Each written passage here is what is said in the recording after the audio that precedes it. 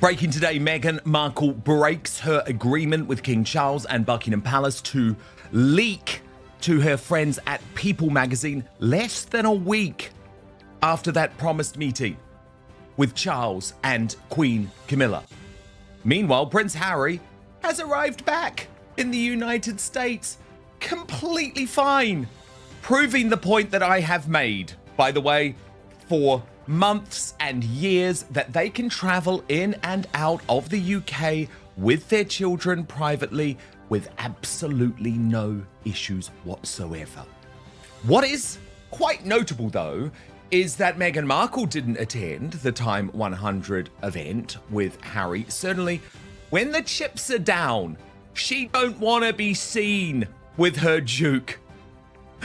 Miss Pepper is no longer interested in the salt shaker, if you understand what I mean.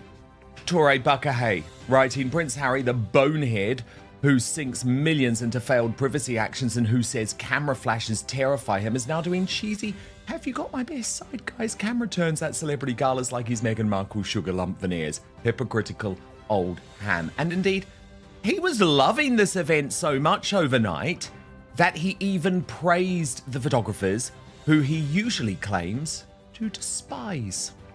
Love it. Life is good. Outstanding.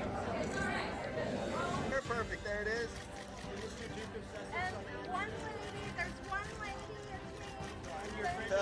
She's the best. Nuh-uh. In case you missed that, just listen again from this different angle. And Mr. Duke of Sussex on the end, One sir. lady, there's one lady. It's me. And your friend on the end, sir. The best. Thank you so much. Thank you. Thank you. Oh, our affable Duke even pretended to be an England football fan. She gonna take part. Hello. Are you sad about England losing? Of course. She gonna take part. Hello. Are you sad about England losing? Of course. She gonna take part. Hello. Are you sad about England losing? Of course. He doesn't care, by the way. He thinks England football fans like me are bonehead racists. But as you saw from that People magazine cover, they couldn't hold their silence. What they had told King Charles was a lie, because look at that. Harry's royal reunion at last. His family visit Charles as new drama unfolds inside Prince Harry's turbulent UK visit, from a public palace dispute to a crushing court loss to a long-awaited reunion with King Charles alongside Meghan, Archie and Lily. But why this matters, of course, is that we know that Prince Harry has in the past directly emailed People magazine. We know that People magazine effectively operates as like the house journal for the Sussexes. And we know that Meghan Markle wanted it to be known to the world that the choreography of this meeting was nothing to do with her. Look at the headline. Meghan Markle always lets Prince Harry lead when it comes to the royal family. There's a lot of sadness over how the week unfolded and that she wasn't able to be by his side throughout the visit. A source tells People. Well, again, you know it matters to me that I'm open about where these sources come from, and certainly in the case of People magazine, it is either directly from Meghan Markle and Prince Harry, directly from one of their friends, or directly from their communications team, at the moment the hapless Liam Maguire. And I think the reporting directly contravenes what Prince Harry and Meghan Markle had agreed with the palace, which was that there was to be no briefing around this visit to try and shape the narrative in favour of one party. But she can't help herself, can she? So this is the cover report where People says the Duchess planned to be by her husband's side for several outings. However, there was an about face when security concerns prevented her and their two children from a full visit to Harry's home country. Now, again, this is totally intellectually dishonest reporting from People magazine. There's been no about face. Nothing has changed. Like, they got the security that has already been agreed. So no about face, just to correct that. Anyway, it goes to England for the first time since 2022 for a private reunion with King Charles. Meghan didn't make any public appearances during the trip. A source who knows the couple, oh, I wonder who, tells People in this week's exclusive cover story that she would have felt humiliated, oh poor Meghan, humiliated watching the public back and forth unfold Another source tells people Meghan is very supportive of Harry, adding there's a lot of sadness over how the week unfolded and that she wasn't able to be by his side. However, another insider adds when it comes to Harry's dealings with his family, she always lets him lead. Behind the scenes, the drama surrounding the visit was quite stressful, says a source close to the Duke and Duchess of Sussex, so we're meant to feel sorry for them here. Eventually, it was decided that Prince Harry would return to the UK solo for the week of charity events, with Meghan and the children returning to England later in the week for the reunion. For those close to Harry, the public wrangling was as frustrating as it was familiar. This is not the first time. It has not been plain sailing with correspondence or trying to make things work, tells a well-placed source. It all comes back to security. If that was resolved, there would be so much more certainty every time he comes or they come. Can I just give Harry and Meghan a newsflash? It's been resolved a long time ago. There is nothing to resolve. You're not getting it unless there's a specific threat. So you're the ones creating this constant drama. And you know that. It's just People magazine lying. One of the clearest reminders of Meghan's absence came at the one-year countdown to the 2027 Birmingham Invictus Games on July 10, where she had originally been expected to appear alongside Harry. Invictus is Harry on his A game. It was look at what you're missing, adds Simon Vigo, author of the upcoming Four Wives of Windsor. It's a crying shame. Meghan and Harry could have been absolutely transformative for the royal family. So what you're getting here, and I'm just pointing it out to you, is just full-on pro-Sussex propaganda, because actually Meghan could have been there. She planned to be there. My belief is the reason she didn't attend is because she didn't want to be pictured with Prince Harry on the week that he had had the most significant courtroom loss in modern history. He is a loser. She didn't want to associate with him this week because, again, nothing in the security has changed. People went on. Prince Harry and Meghan's police protection in the UK was stripped after they stepped back from their royal roles and relocated to her home state of California in 2020. The Duke of Sussex has long sought to have it reinstated. People understands that a long-awaited review of Harry's security by Ravik is still ongoing. So yeah, nothing's changed. Nothing has changed. Let me bring in royal reporter extraordinaire, a long-time member of the Royal Rota and royal exclusive breaker, but also now independent on the Robert Jobson Substack. Jobbo, so great to have you here. Can we kick off with Prince Harry last night at this Time 100 event? So surely now, Jobbo, tell me if I'm wrong, but surely we now have proof that he can fly in and out of the UK, sight unseen, no paparazzi pictures, no security troubles whatsoever. So what's his issue? Well, I think that'll probably be a big issue for him because they do love a controversy because it boosts their brand, it boosts their numbers. But the reality is, you summed it up brilliantly in that intro. But you know, this has been a fiasco. It's been a circus. But actually, has it really hit anybody? You know, I thought actually it was quite, after all the toing and froing, it was quite low key. That the bigger picture was on Wales's and them at Wimbledon and William playing polo, and we didn't see her, and we saw a bit of him, but I mean, it wasn't major stuff. It's stuff we've seen before. Him doing the Invictus the preamble to the Invictus Games. I thought that this whole nonsense about the security was something they've just dreamed up from their own team. If you speak to people in the intelligence services, there is no threat against Harry, and that is why Ravik have not stepped up the security. If there was, the security level would be higher, and he would get an appropriate security as long as he gave them the notice that was required to actually do that review. The other thing is, look at what else would have happened really on this one, Dan, is if I think he nearly played the Palace, nearly got away with it, because in the week he knew when that case was coming back, he knew probably that what the result was going to be before anybody else. And the fact was, he is a prince, that he calls himself a Prince of England and a stay-at-home dad, whatever he's supposed to be. And the inventor of the Invictus Games, Jobbo, but no mention of Archewell. That isn't true, because he got that from America. I remember that it was the year before, it was called the Warrior Games. Yeah, he stole the idea, basically. He invented it. So, and that is a load of old nonsense. Although I'm not dissing the Invictus Games, because I actually think it's a good thing. But, you know, we'll see how long it can go on for. Let's hope for a little bit longer. But you know, this is a guy that was finally agreed to stay at Buckingham Palace, and luckily the palace pulled that away from him. But he was railing against the independent judiciary, calling it a whitewash, taking on the free press in a way that, frankly, is not really acceptable in a world that we're living in, when we're getting prime ministers coronated without even debate, and also attacking a High Court judge, and also suing the government. These are the three pillars, you know: a free press, an independent judiciary, and a government that is elected, that his father, as the king, is there to secure. He stands to, you know, he's there to serve those pillars of the community. Otherwise, there is no point of a monarchy. And what worries me, and it does worry me actually, is that if Harry had been coming out of Buckingham Palace, the headquarters of monarchy, that would have been a really bad optic. Well, I would go further than that, Jobbo.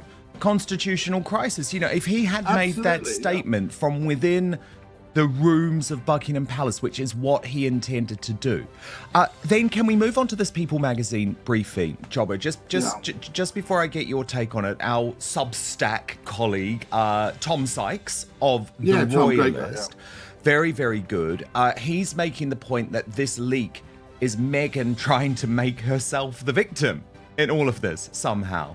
So he writes, "What was it that was so awful this time, Pet?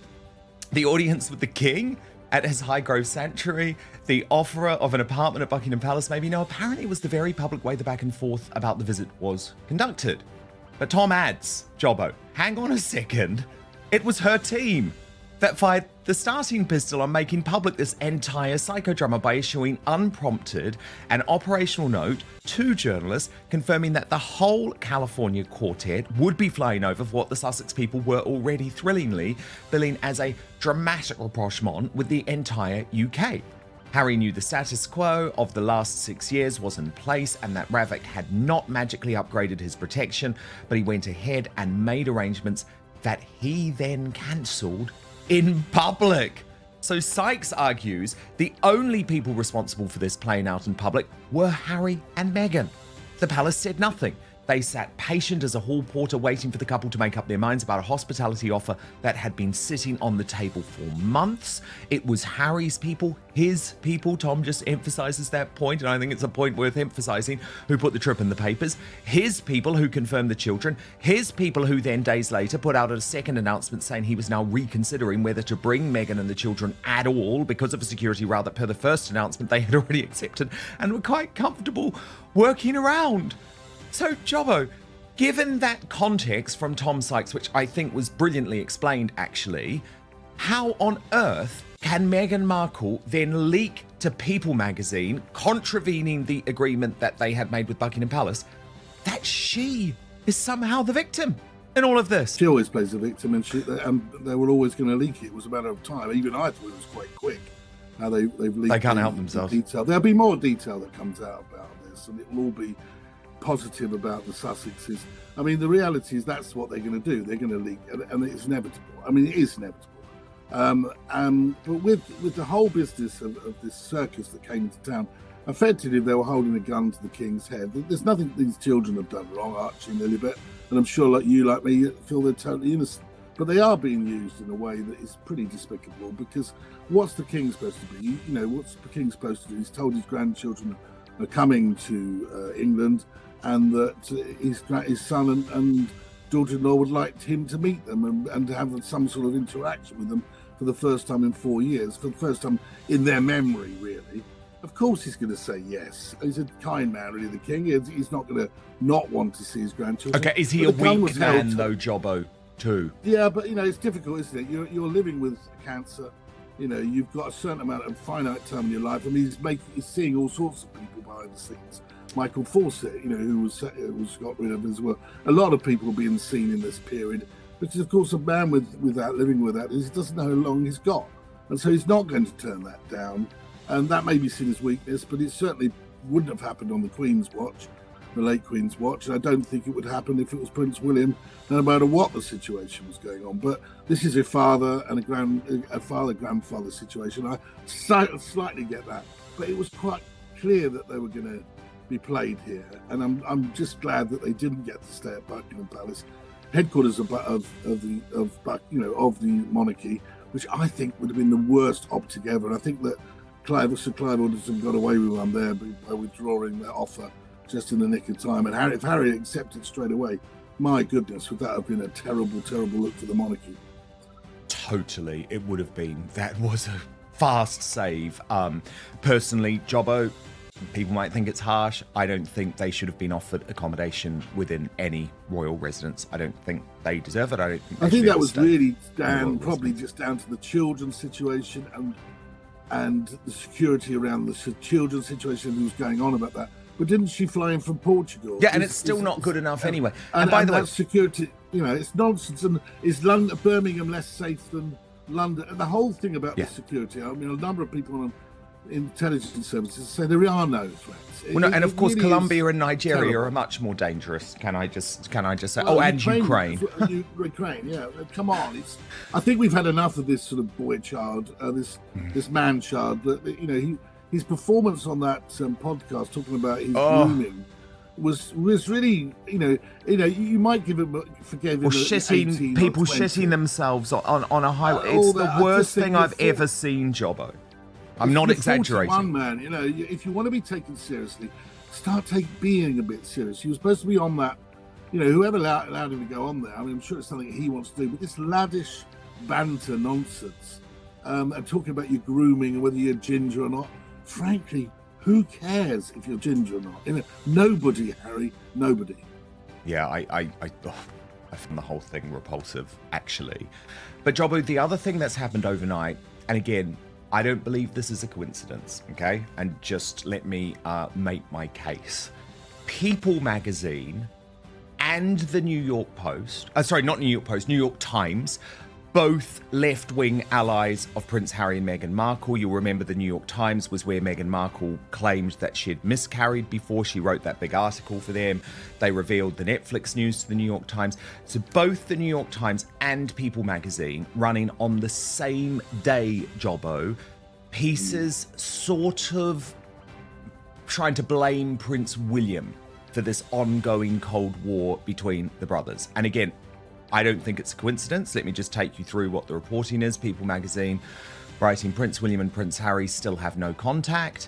Despite Harry's reunion with King Charles, there has been no movement on William's side. A source tells people in this week's exclusive cover story. An insider telling the magazine, it's so broken. I thought it would have perhaps eased a little bit by now, to be honest, but there has been no movement, especially on William's side. So do you see what I mean? That the blame very much being put on William. There is no contact. They also say there's absolutely no contact between the next generation, the cousins too. And they then quote royal author Simon Vega saying Princess Diana would be devastated that it has turned out like this, particularly because the brothers were once so close. So that's People magazine. Then the New York Times, and that's interesting, isn't it? The New York Times does not really run many royal stories, to be honest, and they usually only do so if there's a particular reason, a particular agenda behind it. And they write, missing from Prince Harry's trip to Britain, a reunion with Prince William. Harry is clearly repairing his relationship with King Charles III, but the rift with his brother remains unresolved. Now, Jobbo, they officially say that spokespeople for Prince Harry declined to comment. And they said Kensington Palace, which represents Prince William, did not respond to requests for comment. Now, again, I just want to explain to people that line, Jobbo, because to me that line is a little bit different. We obviously know full well how newspapers operate, how PRs operate, how the briefing game works. Now, Prince William did not respond to requests for comment. That means they just ignored this, right? Nothing. They didn't pick up the phone to the New York Times. They didn't reply to the email. Prince Harry declined to comment. My reading of that is that was declining to comment on the record, but briefing took place to the New York Times off the record, because you've got to admit, it feels highly coincidental that People magazine and the New York Times would both come out with these articles on the same day, both being pro Prince Harry and Meghan publications. Well, the New York Times is a serious newspaper, and whatever your political stance on it, so they've had to go through certain procedures. There, of course, they would have checked, and they have been briefed. There's no doubt about that. I mean, they have been briefed from clearly one side as well. There's no doubt about that. But I mean, I think they're pushing it to say that this relationship with his father is being repaired. I think that yes, he's had a meeting. I think that there's been 2 meetings, solo meetings, and there's been one where they got them together. So the optics were there. They basically forced the king's arm. I think it's very significant by saying that they were bringing the kids. Then they did all this sort of nonsense that in between, they're not coming, they are coming. And the king obviously quite rightly got frustrated with that.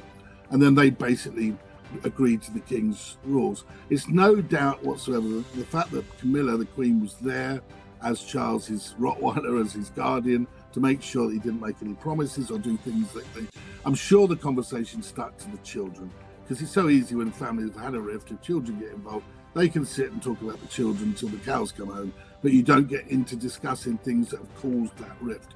And I'm sure that never happened. So we're talking about, in the space of 4 or 5 years, 2 visits and 1 with the children. Camilla was really fiercely attacked by Harry in Spare. You know, she really came under a lot of criticism. And the fact that she had the balls to be there and face it off, I think would have slightly surprised Harry. I suspected Harry thought he would probably be getting a visit with just his father, which would have been a different situation. But the fact that she stood alongside the king was important, because this is, in my view, and I'm being rather cynical here, this is all about money in the end. I mean, yes, he wants his children to meet the grandfather, but ultimately the king is a man living with cancer. He has a finite time on this earth, and when King William is King William, there'll be no money coming Harry's way. The only money he's going to get is from a payoff from his father when his father passes, and I'm sure that he's aware of that. I'm sure that he's aware that he wants to make sure his children are looked after as well, and I'm damn sure that Meghan Markle is of that belief as well. So I believe, sadly, that this is a lot to do with money. Yes, it's to do with building bridges, but I do believe ultimately, with time ticking, Harry knows he's got 1 payday left out of the royal family, and that's when his father passes. God, that's just so horrific, but I completely agree with you, because I think, Jobbo, the financial situation is so underestimated at the moment. People don't realise what trouble they're in. And it's not about the fact... That court case, and look at the court case, Dan. I mean, you know, the Mao are going to go back to court to get some of that 30 million, maybe more, back. I mean, you know, who's going to pay that? Elton John has just basically allegedly said, well, I'm not getting involved in paying for Harry's bills. So this is Harry really in a big problem financially, I think. 100%. And you've got the 3 million a year in security costs as well. And see, that to me is why I think he's so obsessed about security, Jobbo, as well. It's not about his safety in the UK. I know this because I know people, Jobbo, who have this RAVIC protection. And you know, once you get it, you have to be protected wherever in the world you are. So what it means is that the UK taxpayer would be effectively funding Harry's security while in California, but also, Jobbo, if he decided to go to Ukraine again, if he goes to Nigeria, if he goes to Colombia. So all of a sudden what would happen is Harry would be able to wipe that $3 million security bill altogether. His private security would go, and the UK taxpayer would be paying his security wherever in the world he is. Because, can I just say, I know people claim that to the contrary, but there is no arrangement. No one has an arrangement. No person protected by RAVIC has an arrangement where they only receive security when they're in the UK. So former prime ministers, for example, let's think about Tony Blair. He spends so much time all across the world, Jobbo, wherever he is, be it the Middle East or Davos, wherever he is, the British taxpayers are funding his security. Well, I mean, we're talking that Harry's 41, his children are very young, you know, we're talking a lot of money over the next 35, 40 years, aren't we? But why should the taxpayer fund? His father warned him, okay? I remember writing it at the time. Before you broke that story of the split, you know, there was discussions going on. And then the reality is, you know, that the one thing that the king, who was then Prince of Wales, told his son was, have you thought about it? Have you given it all the thought? Because security is a big issue. You will not get it definitely if you're out of the royal family. You then broke the story in The Sun, and then Harry just assumed he was going to get it. He assumed he was going to continue because he'd served in in Argentina. Sorry, when he served Afghanistan, in the army in Afghanistan, because he'd been and served with distinction, whatever way you look at it. He assumed that because he had been a threat then, and all that went on, that he would get the security, and he just didn't. And that was a big error where he was doing this. And I think that if he had told Meghan Markle, Duchess of Sussex, that clearly at the time, I actually think they would have had to reconsider their whole strategy. But he ignored the king. He ignored the Prince of Wales then, and he said, I'm going to carry on doing what I'm doing. And we had all that nonsense, the Freedom Flight, all the money coming in from Netflix and Spotify, and all these deals they were getting. They thought the money would be never ending, but the tap has been turned off because I know, but you were so they're right, a big Jobbo. turn off. They're a big turn off, and the tap's been turned off. warned him though. So hard. And Jobbo, history matters here, right? Because Harry and Meghan keep trying to rewrite history. It's one of the reasons why there was that year-long sort of like, are you sure about this? Are you really sure about this? Like, go That's away, right. see They what gave you them want to time. do. They gave them. Yeah. Dan, as you wrote it, when you broke the story, they had a year to sort Yeah. this mess out. And Charles They paid. even after- Charles paid all of that security for the Didn't you? whole year to the tune of like £5 million, is my belief, for that year. Until he said, when the Queen then started getting calls, until he then said, I am not a bank. And that was fair enough. And Elton That John was has fair now enough. He's said not the a bank. same thing. Jobbo, look, we've got big news about your old mate, or mate might be pushing it, Omid Scobie, being dumped by Meghan. So what we're going to do is head over to Substack. But I want to tell everyone about your Substack, Jobbo, because you're doing an incredible thing at the moment. There's the QR code, by the way. You can swipe the QR code. Jobbo is doing an amazing thing at the moment. I am a paid subscriber to Robert Jobson's Substack. Thank you, mate. And as a paid subscriber, currently you are getting the most extraordinary access to all of Jobbo's life as a royal correspondent. He's doing this really interesting thing that a lot of people are considering now, releasing his book, his story, his autobiography exclusively chapter by chapter via Substack. It's so interesting. I think this is the way a lot of people are going to do it now, Jobbo, because you want to avoid publishers, big publishers who sort of try and control what you write, and it's really difficult working with a big publisher.